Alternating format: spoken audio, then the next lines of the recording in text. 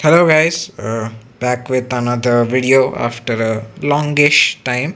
So as you can see on the screen, we're going to be doing filters, filters to be specific, and active filters because we're going to be implementing them on op amps the classical way.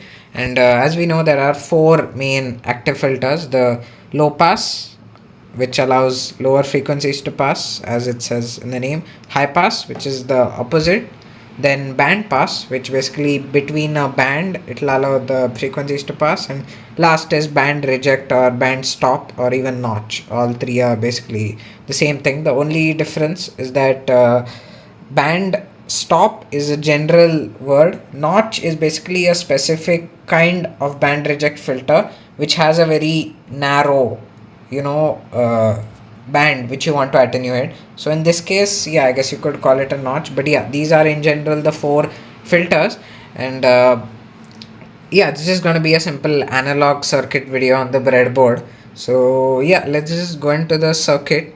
So first, yeah, in multisim, so everything has been implemented on the TL072 op amp. It's a nice, it's TI's op amp, and it has two op amps in one package. So currently we, for low pass and high pass, we need just one. So, and even within these there are versions. There's the non-inverting version and the inverting version, and I've gone with the non-inverting version. That's why you can see basically this is our RC. This decides the cutoff frequency, and that's our signal generator. And yeah, I have that as well, so I'll show you that when we move to the circuit.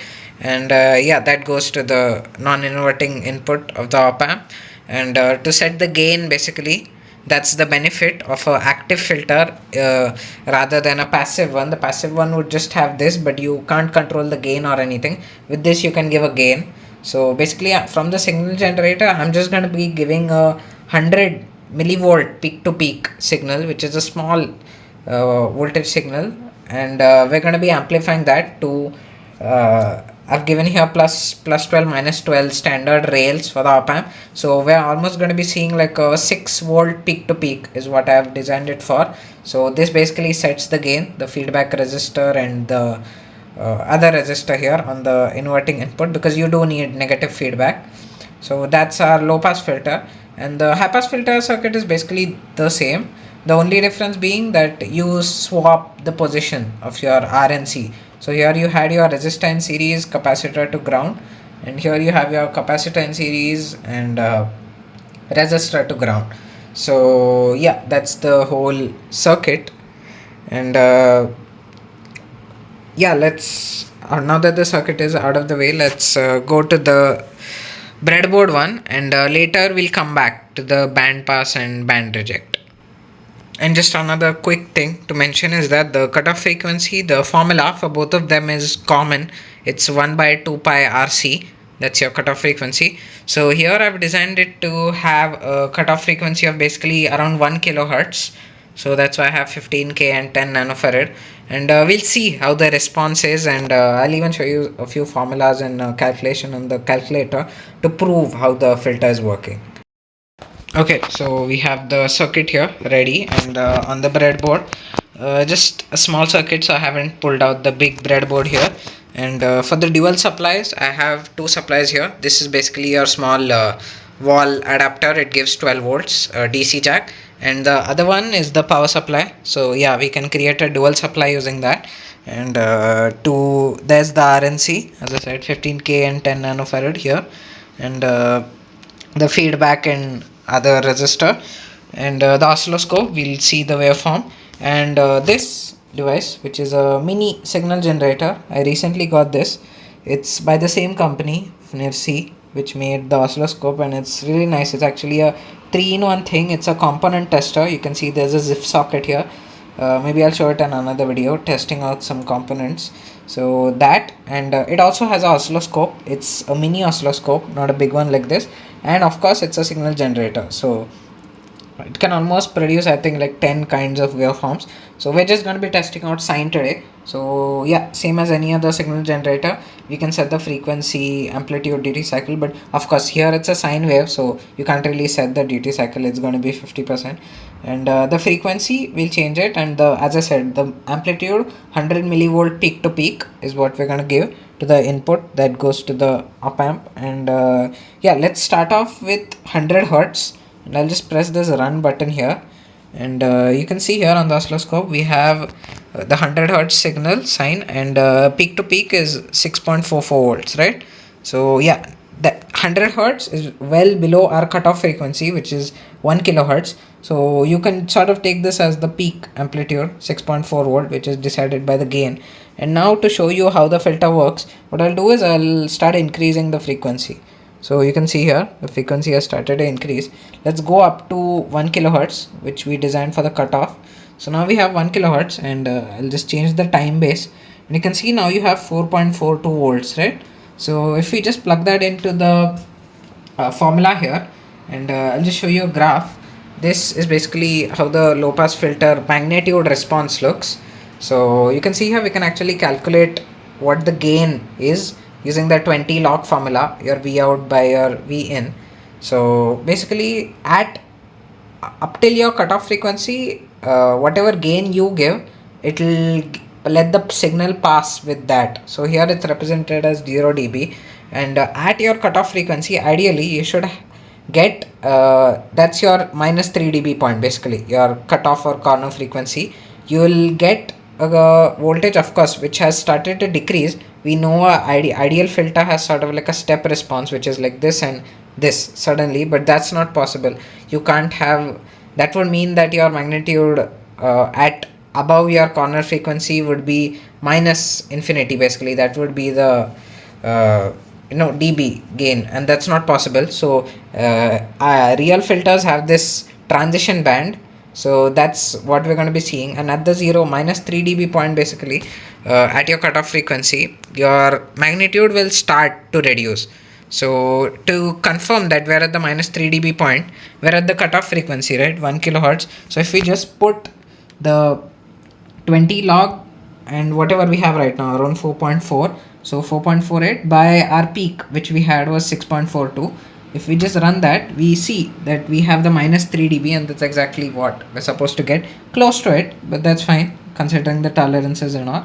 And another interesting one which you can see is the it's a first order filter, right? So basically the slope is going to be minus 20 dB per decade is what they call it.